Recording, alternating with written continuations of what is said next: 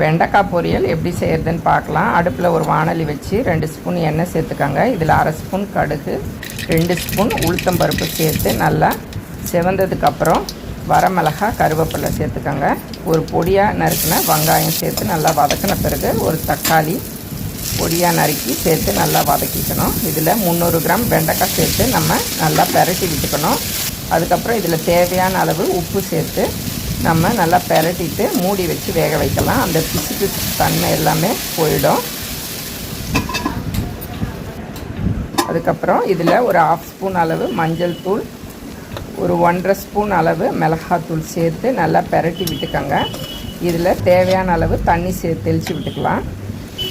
மூடி வச்சு ஒரு 5 நிமிஷம் வேக வைக்க போகிறோம்.